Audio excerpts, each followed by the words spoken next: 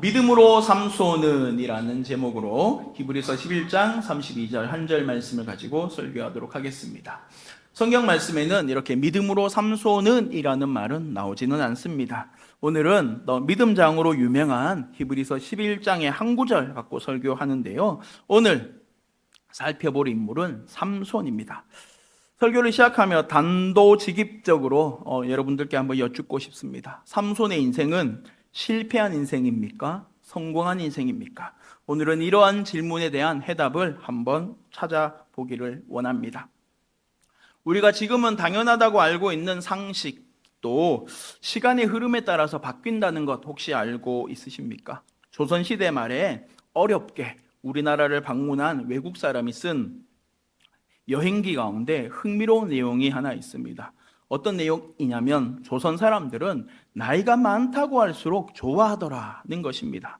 이 외국인, 서양인을 만난 사또가 있었어요. 이 사또한테 이 양인이 이제 여러 통역을 거쳐서 어르신 보니까 나이가 100살은 넘어 보이십니다 라고 했더니 그 사또가 좌우를 살피더니 허허허 하고 수염을 쓰다듬으면서 의기양양했더라라는 말이 있습니다. 만약에 똑같은 얘기를 오늘날 여기 앉아있는 분한테 한다면 어떻게 생각하시겠습니까? 아이고 우리 권사님 오늘 보니까 원래 나이보다 20살은 더 많아 보입니다 라고 하면 화를 내는 게 이제 당연한 시대입니다. 당연한 것 같은 사람의 상식도 시간에 따라서 바뀔 수 있습니다. 자, 이처럼 하나님의 그 기준도 마찬가지입니다. 이게 시간을 따라서 변한다는 말이 아니고 하나님의 생각은 우리의 생각과 다를 수 있다는 얘기입니다. 어쩌면 하나님의 생각은 우리의 생각과 다른 것이 당연할지도 모르겠습니다. 히브리서 11장은 우리 모두가 다 알다시피 믿음장입니다.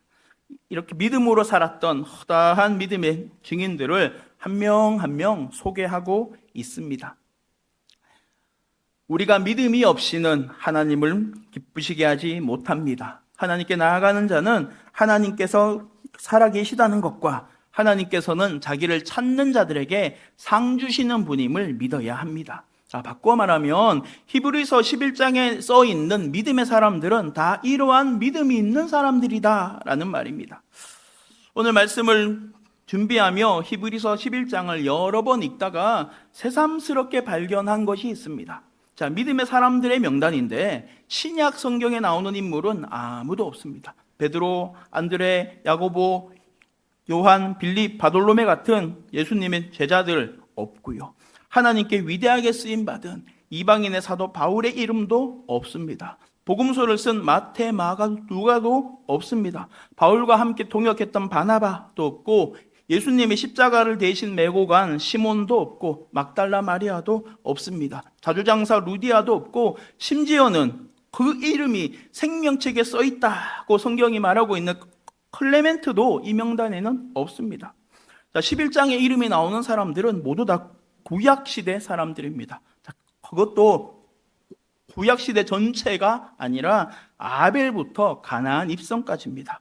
우리 한번 그 히브리서 11장 성경을 이렇게 펼쳐놓고 말씀을 훑어가면서 살펴보시기 바랍니다. 11장 4절에는 아벨이 나옵니다. 5절에는 에녹이 나옵니다. 7절에는 노아가 나오고요. 8절에는 아브라함이 나오고 11절에는 사라, 20절에는 이삭, 21절에 야곱, 22절에 요셉, 23절에 모세의 엄마 아빠, 24절에 모세, 31절에 라합, 그리고 우리가 지금 읽은 32절에는 기드온, 바락, 삼손, 입다, 다윗 및 사무엘과 선지자들이 뭉뚱그려서 나옵니다. 자, 여러 인물들을 시간순으로 이렇게 나열하고 있는 것은 사실입니다만 우리가 생각하고 있는 믿음의 위인과는 다른 사람들이 써 있다는 것이 포인트입니다. 우리가 생각하는 믿음의 위인 하면 누구입니까?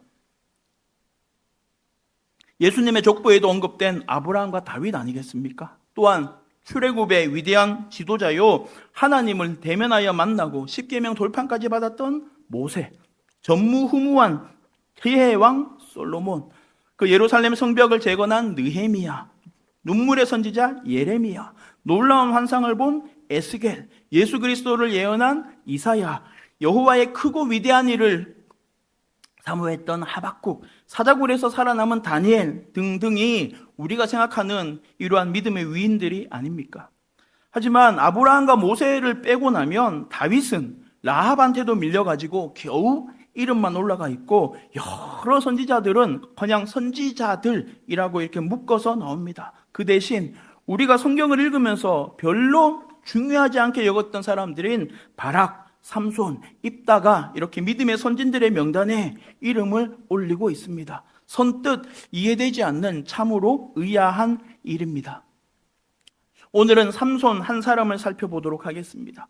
삼손 하면 뭐가 생각나십니까? 삼손의 이미지는 어떻습니까? 내가 평가하기에 삼손의 인생은 100점 만점에 몇 점 정도 주실 것 같습니까? 제가 신대원에 첫 입학해서 출석을 부르는데 깜짝 놀랐습니다. 세상에 그렇게 성경 이름이 많은 줄 몰랐습니다. 신대원생들은 대부분 목사님 아들, 장로님 아들이니까 이름들이 요한, 바울, 베드로, 안드레, 이사야, 다니엘 등등 화려했습니다. 자, 이런 이름 가운데 혹시 삼손을 이름으로 쓰는 분을 혹시 보셨습니까? 아마 없으실 것입니다. 왜냐하면 이름이란 내 새끼가, 내 자식이 이렇게 살았으면 좋겠다 싶어서 짓는 것인데, 내 아들이 삼손같이 살았으면 하는 마음이 별로 없기 때문입니다. 삼손의 인생을 살펴보자면 시작은 훌륭했습니다. 사사기 13장부터 16장까지 석 장이 삼손의 이야기인데, 삼손은 태어날 때부터 남달랐음을 성경은 말씀하고 있습니다. 성경은 삼손의 탄생이 마치 아브라함의 아들 이삭, 더 나아가 신약의 세례 요한의 탄생과 비슷하게 말씀하고 있습니다. 삼손의 어머니는 본래 임신하지 못하는 여자였는데, 어느 날 여호와의 사자가 나타나서 아들을 낳을 것이다, 술을 마시지 말고 부정한 것을 먹지 말라고 이렇게 경고합니다. 우리 사사기 13장 5절의 말씀 함께 읽겠습니다. 시작. 보라, 내가 임신하여 아들을 낳으리니 삭도를 대지 말라. 이 아이는 태에서 나옴으로부터 하나님께 바쳐진 나실인이 됨이라. 그가 블레셋 사람의 손에서 이스라엘을 구원하기 시작하리라 하시니. 아멘. 삼손은 태어나면서부터 하나님께 바쳐진 아이였습니다.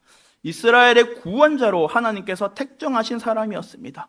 이거는 마치 예수님의 탄생과도 비슷하지 않습니까? 삼손은 범상치 않은 사람이다라는 것을 성경이 강조하고 있는 것입니다. 우리 주 예수님이 이 땅에 태어나 자라가시면서 하나님과 사람에게 더욱 사랑스러워 가셨던 것처럼 삼손의 인생에도 이와 비슷한 표현이 나옵니다. 우리 사사기 13장 24절 25절의 말씀 함께 읽어보겠습니다. 시작. 그 여인이 아들을 낳음에 그의 이름을 삼손이라 하니라. 그 아이가 자라매 여호와께서 그에게 복을 주시더니 소라와 에스다올 사이 마하네단에서 여호와의 영이 그를 움직이기 시작하셨더라. 아멘. 삼손의 출생은 완벽합니다. 하나님께서 삼손을 택하셨고 하나님께서 복 주셨고 하나님의 영이 삼손을 움직이셨다고 성경이 말씀하고 있습니다. 자, 우리가 읽은 장이 사사기 13장인데요. 그 다음 사사기 14장에서는 이런 삼손에게 뜻밖의 일이 벌어집니다. 무럭무럭 잘 자란 삼손은 어느덧 장가갈 나이가 되었는데 꼭 블레셋 여인과 결혼하겠다고 이렇게 부모님께 얘기합니다. 결혼하기 위하여 부모님께 허락을 또 받아야 되고, 또 여인을 만나러 아버지 어머니랑 같이 가는 것을 보면 아직 소년이었던 것 같은데 삼손은 이미 이때 사자를 맨손으로 찢어 죽일 힘이 있었습니다. 자, 왜 하나님께서 택함 받은 삼손이 유대인 여인이 아니라 이방 여인을 아내로 삼으려 하는지 성경은 따로 설명하지 않고 있습니다. 하지만 이후에 흘러가는 일을 보면 이 모든 일은 하나님께서 삼손을 통하여 역사하신 일이었습니다. 삼손은 자기의 결혼식을 핑계로 수수께끼를 내서 아스글론 사람 30명을 죽이고 옷을 빼앗습니다. 자, 이러고 와서 예비 장인어른이 이렇게 만나러 갔더니 자기에게 시집 오기로 했던 여인을 딴 남자한테 줬다고 합니다. 이 말을 듣고 삼손은 또 일을 벌입니다. 어떤 일을 벌이냐면 여우 300마리를 붙잡습니다. 삼손이라면, 우리가 알고 있는 삼손이라면 덫을 놓아서 여우를 잡지 않고 여우 한 마리 한 마리 지칠 때까지 따라다니면서 이렇게 잡았을 것 같지 않습니까? 자, 이렇게 300마리를 붙잡아서 쌍쌍이 이렇게 꼬리를 묶고는 그 사이에 이렇게 횃불을 붙여가지고 블레셋 사람의 밭에 이렇게 풀어놓습니다. 자, 그랬더니 여우들이 막 발악을 하면서 온 천지 들판을 다 태워버렸습니다. 1년 동안 애써 농사지었던 곡식과 포도원, 감람나무를 다 불살라버렸습니다.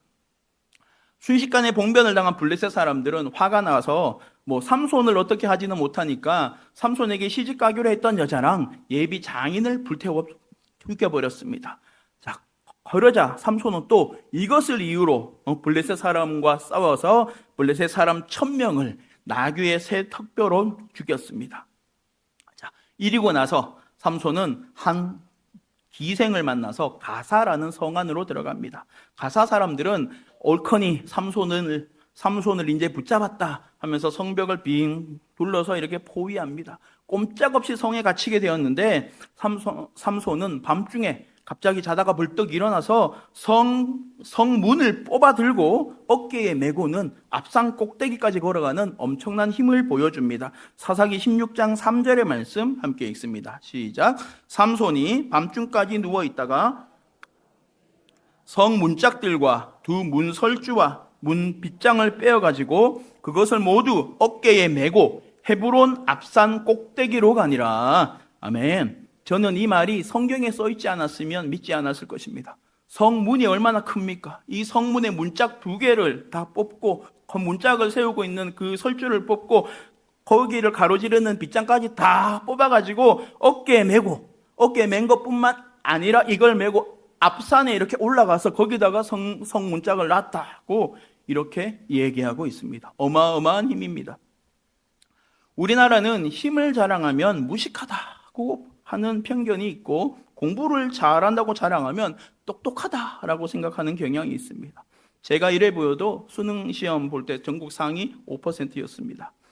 성균관대학교에 입학해서 공부했고 사회복지사 1급 시험 한 번에 붙었고 강도사고시도 한 번에 붙었습니다. 운전면허 실기시험 말고는 한 번에 못 붙은 시험이 없습니다. 이렇게 말하면 와 하면서 목사님 좀 달리 보인다 할지도 모르겠습니다. 저는 술을 먹지 않지만 또 어떤 사람이든 나 술 잘 먹는다 하면 남자답다고 이렇게 생각하고 저는 가리지 않고 골고루 먹는다 하면 이야 먹성 좋다고 하는데 나 힘세고 싸움 잘합니다 하면 별로 안 좋아합니다. 삼손이 그렇습니다. 삼손이 훌륭한 건 그냥 남들보다 힘이 더 비정상적으로 셌다는 것뿐 아니겠습니까? 이것 말고 뭐 특별한 것이 있습니까? 성경은 삼손이 20년 동안 이스라엘의 사사였다고 하는데 삼손이 백성들의 고충을 듣고 백성들의 재판하고 시시비비를 가르쳤다는 내용은 성경에 하나도 나오지 않습니다. 이래서인지 삼손 이후에는 더 이상 사사가 등장하지 않고 도덕이 사라지고 엉망인 시대가 됩니다. 각 사람이 자기의 옳은 대로 행하는 시대를 열어젖힌 사람이 삼손이고 사사기에 나오는 마지막 사사가 삼손입니다. 이름으로 내 아들은 삼손처럼 살았으면 좋겠다 하고 이름으로 삼손을 짓지 않는 것 아니겠습니까? 삼손은 여차하면 성문도 뽑아내는 이 놀라운 힘으로 무엇을 합니까? 이방 여인과 스캔들을 일으키면서 블레셋 사람을 죽일 명분을 만들어서 죽이는 일에 몰두하고 있습니다. 삼손이 마지막으로 죽인 사람이 남녀 3,000명 가량이고 이 숫자가 삼손이 살았을 때 죽인 숫자보다 더 많았다고 성경이 말씀하고 있으니까 삼손이 평생 동안 죽인 사람은 아무리 많아도 6,000명이 안 된다는 얘기입니다. 자, 이러면 우리가 생각하기에는 삼손의 이 능력이 아깝습니다. 삼손 정도의 힘이 있다면 이렇게 혼자서 블레셋과 맞서 싸우기보다 그 엄청난 힘을 활용해서 특공대를 만들고 여러 백성들을 불러 모아서 제대로 전쟁을 했다면 이 수천 명뿐만이 아니라 수십만 명을 죽일 수도 있었고 아예 블레셋을 이 땅 가운데서 더 멀리 이렇게 몰아낼 수 있지 않겠습니까? 만약에 맞서 싸운다면 이 세상에서 삼손과 맞서 싸울 상대가 누가 있겠습니까?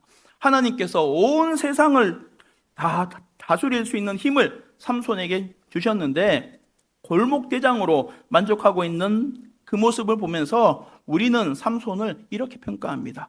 마지막에 하나님께 순종하기는 하였으나 더 크게 쓰임받을 수 있던 것을 날려버린 반쪽짜리 성공자다라고 말입니다. 하지만 이것은 우리의 평가입니다. 하나님께서도 그렇게 생각하실까요? 아닙니다. 오늘 함께 읽은 히브리서 11장에서 삼손을 하나님께 쓰임받은 믿음의 선진으로 표현하고 있다는 것이 움직일 수 없는 증거입니다. 나의 평가와 하나님의 평가는 다르다는 것입니다. 우리가 생각하기에는 삼손은 힘만 세고 멍청한 바보인데다가 여자에게 홀려서 인생에 실패한 사람인 것 같지만 실은 하나님께 쓰임받은 자다라고 성경이 말씀하고 있는 것입니다. 사람이 보기에는 삼손의 능력이 얼마나 아까운지 모릅니다. 삼손이 조금만 더 정신 차렸으면 훨씬 더 큰 일을 할 수 있을 것 같지만 명심하시기 바랍니다. 하나님께는 이것으로 충분했습니다. 하나님께서는 삼손을 믿음의 사람이라고 평가하여 성경에 쓰고 계시다는 사실입니다. 우리는 지금 경쟁 사회에서 살다 보니 경쟁하는 것이 익숙해졌습니다. 남들보다 더 훌륭해야 됩니다. 남들보다 더 열심히 해서 더 큰 성과를 내야 하는 것이 몸에 배어 있습니다. 하지만 모두 다 1등이 될 수 없다는 것은 엄연한 사실입니다. 세상에 어떻게 1등만 있겠습니까? 또 많은 사람들이 있기에 1등이 의미가 있지 세상에 나 혼자 있으면 1등이 무슨 소용입니까? 우리의 신앙생활도 이와 마찬가지입니다. 우리는 모두 다 사도 바울 본받기를 원하지만 모든 사람이 바울이 될 수는 없습니다. 더욱 이해하기 쉽게 얘기하자면 세상에는 A급, B급, C급 사람이 분명히 존재하고 경교롭게도 내가 C급일 수도 있습니다. 많은 훌륭한 목사님들이 있습니다. 설교도 잘하시고 성격도 좋으시고 찬양도 잘하고 컴퓨터도 잘 다루고 운동도 잘하고 운전도 잘하고 영상도 잘 만들고 공부도 잘하고 심지어 키도 크고 잘생기고 목소리까지 좋은 모든 것을 다 갖춘 분이 분명히 있습니다. 하지만 여러분들이 보시는 것처럼 저는 그런 사람이 아닙니다. 하지만 중요한 것은 하나님께 쓰임받기만 하면 이것으로 족하다는 사실입니다. 오해하지 마시기를 바랍니다. 제가 하는 말은 하나님께서 사람을 각기 다르게 창조하셨다는 말입니다. 외모도 각기 다르고요. 성격도 각기 다르고요. 능력도 각기 다릅니다. 똑같지 않습니다. 다 하나님께 10달란트 받은 사람이 아니라는 것입니다. 10달란트 받은 사람도 있고 5달란트 받은 사람도 있고 1달란트 받은 사람도 있습니다. 내가 10달란트 받은 사람 아니고 1달란트 받은 사람일 수도 있다는 것을 인정하자는 얘기입니다. 내가 1달란트 받았다고 옆 사람과 비교하면서 이렇게 삐져 있기만 하겠습니까? 나는 바울처럼 열심히 내 인생 준비했는데 왜 나는 바울처럼 안 써주시나 하고 아쉬워할 것이 없다는 얘기입니다. 이와 반대도 마찬가지입니다. 나는 내 생각으로는 10달란트 정도가 아니라 50달란트, 100달란트 받은 것 같은데 왜 겨우 1달란트 어치밖에 쓰임받지 못할까라고 낙심할 필요도 없다는 얘기입니다. 제가 신대원에 처음 갔을 때 여러 그 신대원 동기들을 만나서 사회에서 어떤 일 하다가 여기 왔냐 이렇게 물어봤습니다. 그러니까 다 사연들이 있는데 신대원 동기 중에 한 명이 시청 공무원을 하다가 온 친구가 있었어요. 얘는 아무도 안 믿고 아빠 엄마 아무도 안 믿고 혼자만 이렇게 예수를 이렇게 믿었는데 예수를 믿으면 신앙을 해야 된다고 생각해서 아무것도 모르고 2월 28일까지 그 시청에서 일하고 사표 쓰고 3월 2일 날 신대원에 왔더라고요. 이 얘기를 듣고 제가 처음으로 한 말은 정말 제가 무슨 말을 했을 것 같습니까? 휴직하지라는 말을 했습니다. 신대원 공부했는데 적성이 안 맞을 수도 있잖아. 휴직하지라는 말을 저는 정말 솔직한 말로 했는데 이 친구가 한 얘기는 저는 지금도 잊혀지지 않아요. 제가 이제 나이가 많아서 형이라고 불렀는데 형, 저 하나도 안 아까워요. 그러더라고요. 지금도 열심히 사역하고 있습니다. 제가 지금 무슨 말을 하고 싶은지 아시겠습니까? 바로 우리가 삼손이다라는 말을 하고 있습니다. 내가 볼 때 혹 내 주변의 사람이 볼 때 내가 실패한 인생인 것 같아 보여도 하나님께서 보실 때는 다르다는 겁니다. 사람의 눈으로 볼 때 성공한 인생이고 싶으십니까? 아니면 하나님께서 볼 때 성공한 인생이고 싶으십니까? 성경은 이렇게 말씀합니다. 우리 디모데후서 2장 20절부터 21절 말씀 함께 읽습니다. 시작. 큰 집에는 금그릇과 은그릇, 나무그릇과 질그릇도 있어 귀하게 쓰는 것도 있고 천하게 쓰는 것도 있나니 그러므로 누구든지 이런 것에서 자기를 깨끗하게 하면 귀히 쓰는 그릇이 되어 거룩하고 주인의 쓰심에 합당하며 모든 선한 일에 준비함이 되리라. 아멘. 중요한 것은 내가 크게 쓰임받고 작게 쓰임받는 것이 아니라는 거예요. 중요한 것은 내가 황금 그릇인지 은그릇인지 나무 그릇인지가 아니라는 거예요. 하나님께서 쓰시기에 합당한 깨끗한 그릇이냐 아니냐가 중요하다고 성경에 말씀하고 있습니다. 학력이나 경력이 중요한 게 아닙니다. 연봉이 얼마인지가 중요한 것이 아닙니다. 지금 내 직분이 무엇인지, 내가 우리 여기 부천 삼덕회를 얼마나 섬겼는지가 중요한 것이 아닙니다. 내가 당대신앙인지 모태신앙인지가 중요한 것이 아닙니다. 내가 하나님께 쓰임받기에 합당한 깨끗한 사람이 되는 것이 중요하다고 성경은 말씀합니다. 사람의 평가가 아니라 하나님의 평가와 하나님의 인정을 사모하는 우리 모두가 될 수 있기를 예수님의 이름으로 축원합니다. 이러므로 야 너는 왜 이렇게밖에 쓰임받지 못하냐? 라는 사람들의 평가에서 자유로워지시기를 바랍니다. 모든 사람의 인생을 평가하시는 분은 하나님이시기 때문입니다. 자, 이렇다면 중요한 것은 내가 인생을 살면서 얼마나 많은 것을 이루는가에 있는 것이 아닙니다. 얼마나 많은 것을 쌓아 올리는가에 있는 것이 아닙니다. 정말 중요한 것, 하나님께서 쓰시기에 합당하도록 깨끗하게 살아가는 것임을 알 수 있습니다. 자, 이러면 우리가 해야 할 일은 무엇입니까? 자기를 깨끗하게 하는 것입니다. 자기를 깨끗하게 하는 것이 어떤 것인지 성경은 이어서 이렇게 말씀합니다. 2장 22절 말씀, 디모데후서 2장 22절 말씀 우리 함께 읽어보도록 하겠습니다. 함께 있습니다. 시작. 또한 너는 청년의 정욕을 피하고 부르는 자들과 함께 의와 믿음과 사랑과 화평을 따르라. 아멘. 청년의 정욕은 청년에게 있는 정욕이 아닙니다. 마치 청년과도 같은 정욕을 말하는 것입니다. 육신은 쇠약해져도 욕심은 청년처럼 왕성합니다. 나이를 먹을수록 더욱 남들 위에 올라서고 싶은 욕심이 있습니다. 내가 더 존경받고 싶고 더 인정받고 싶습니다. 오지랖이 점점 넓어져서 다른 사람 일에 아는 척하고 막 나서고 싶습니다. 욕심이 항우장사입니다. 몸이 나이를 먹는 것처럼 욕심도 나이를 먹어서 쇠약해지면 좋을 텐데 오히려 더 펄펄 힘이 나서 설치지 않습니까? 이러한 청년의 정욕을 성경은 맞서 싸워라고 하지 않고 피하라 하십니다. 이만큼 어려운 것이기에 그렇습니다. 우리에게는 이것과 맞서 싸울 힘이 없습니다. 피하는 것이 상책입니다. 피할 것은 청년의 정욕이요, 따를 것은 의로움과 믿음과 사랑과 화평입니다. 하나님의 말씀 따라 살기를 원합니다. 사람을 서로 싸우게 하는 사람이 아니라 서로 화평하게 하는 사람이 될 수 있기를 원합니다. 자, 바로 이런 사람이 하나님께서 깨끗하다고 하시는, 하나님께서 쓰시는, 하나님께 인정받는 사람입니다. 하나님을 위해서 큰 일을 하려고 하기보다 이왕 사는 것 번쩍번쩍한 금그릇으로 살아야지 하기보다 언제든지 주대로 사용하여 주소서 하며 자기를 깨끗하게 하는 사람이 하나님 앞에서 성공한 인생인 줄로 믿습니다. 참으로 이렇게 살기로 하지 마시는 분만 아멘 하시길 바랍니다. 할렐루야. 다음으로 살펴볼 것은 히브리서 11장에 나오는 이 믿음의 사람들의 명단입니다. 아까 본 것처럼 신약에 등장하는 인물들은 모조리 빠져 있습니다.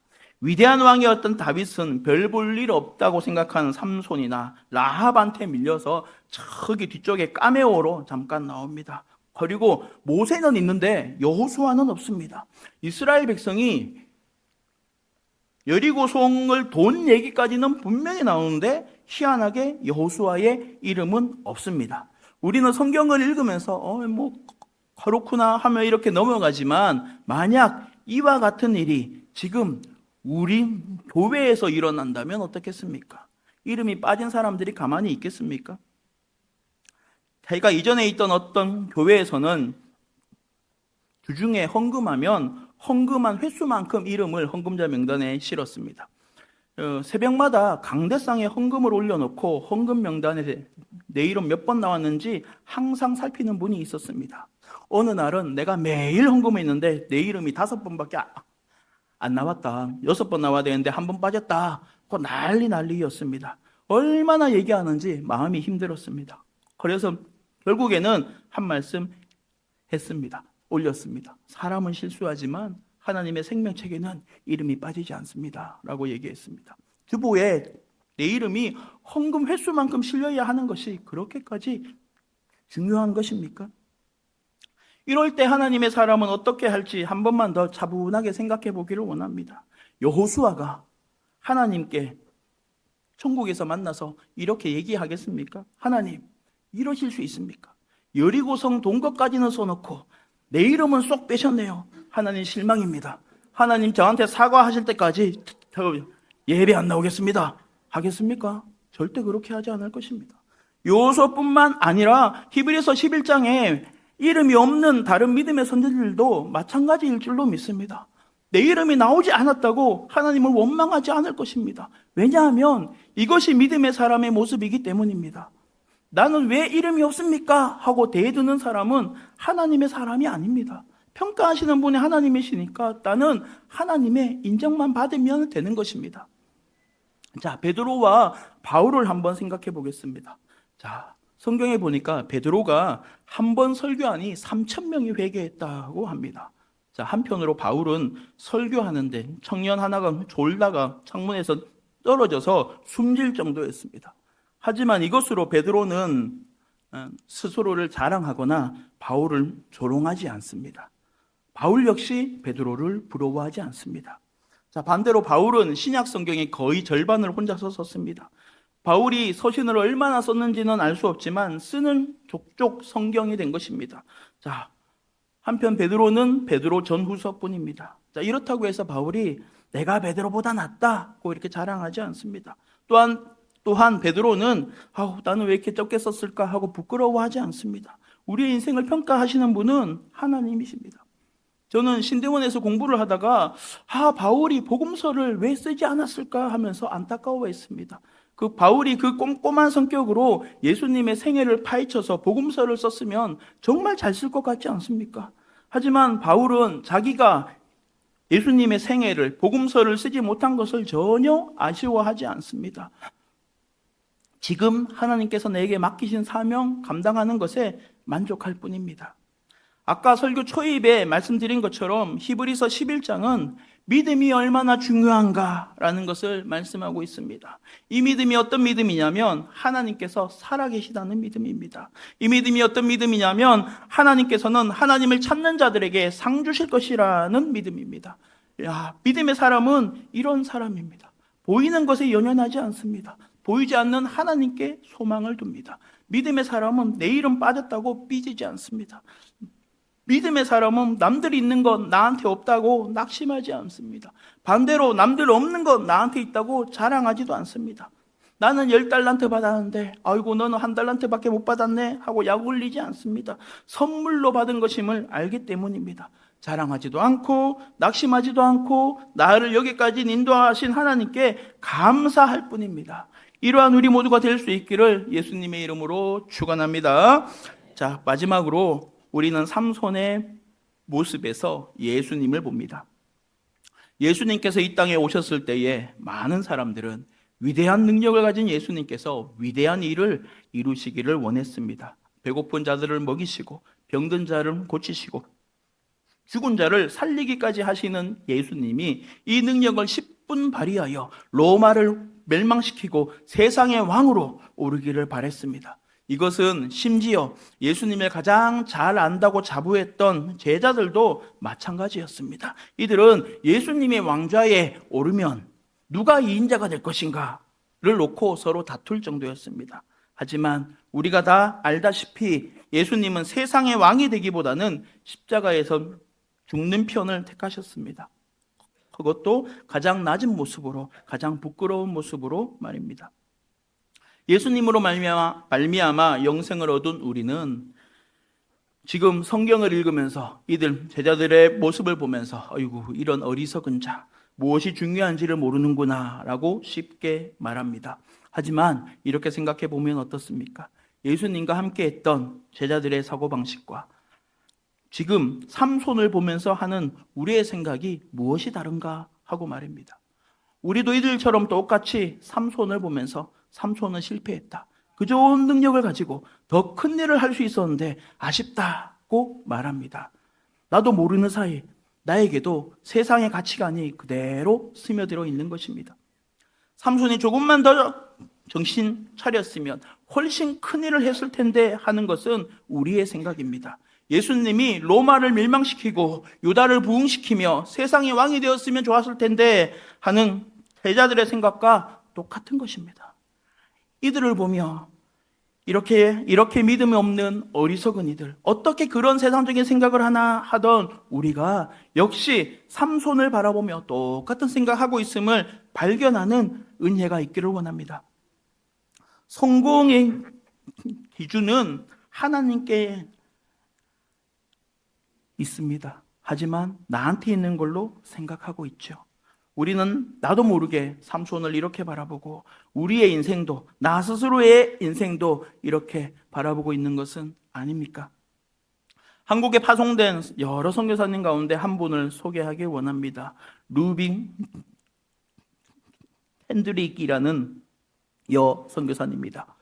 이분은 22살의 나이로 선교사를 하기로 마음을 먹고 2년 동안 열심히 준비하여 한국에 왔습니다. 자, 그런데 그 다음 해인 1908년 한국에 도착한 지 9달 만에 사망합니다. 22살에 선교사로 나가기로 자원하고 24살에 선교지에 왔고 25살에 사망한 이 선교사의 인생은 사람의 눈으로 보면 얼마나 아쉬운지 모릅니다. 서울 마포 한강변에 가면 양화진이라는 곳이 있습니다. 이곳에는 여러 선교사님들의 묘가 있는데 루비 캔드릭의 묘도 있습니다. 아까 나온 사진이 그 루비 캔드릭의 묘입니다. 그 비석에 뭐라고 써있냐면 만일 나에게 1000개의 생명이 있다면 모두를 한국을 위해서 바치겠다라고 써있습니다.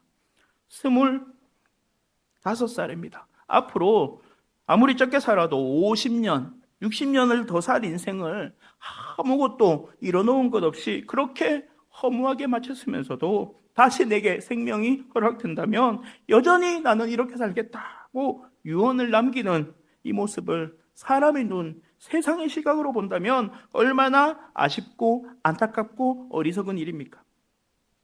하지만 하나님의 평가는 다르다고 성경은 말씀합니다.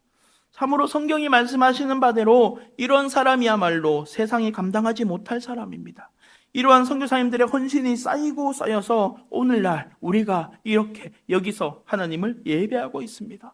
하나님의 생각은, 하나님의 평가는 우리와는 다릅니다. 말씀을 마무리합니다. 하나님의 평가는 우리의 평가와 다릅니다. 하나님의 평가를 따라가기를 원합니다. 하나님께서는 우리에게 가장 좋은 것을 주시는데 이것이 무엇인고 하니 이 세상의 안락한 삶이 아니라 예수님과 함께하는 삶입니다. 예수님을 위하여 받는 수모를 애굽의 모든 보화보다 더 크게 여기는 것입니다. 본향을 향한 소망이 있는 것입니다. 이것이 우리의 믿음입니다. 이러므로 현재의 내 모습에 자만하지도 말고 낙심하지도 말고 또 서운해하지도 말고 아쉬워하지도 말고 하나님께 쓰임받으며 살아가는 것에 만족하는 은혜가 있기를 축복합니다. 우리 인생의 평가는 내가 하는 것이 아니고 우리 아버지가 또 내 자녀가 평가하는 것도 아니고 우리의 후손들이 나를 평가하는 것도 아닙니다. 내가 성공한 인생인지 실패한 인생인지는 하나님께서 평가하십니다. 내 생각, 세상의 생각에 함몰되어 낙심하지 말고 자만하거나 또 말고 하나님께 인정받고 쓰임받는 우리 모두가 될 수 있기를 예수님의 이름으로 축원합니다.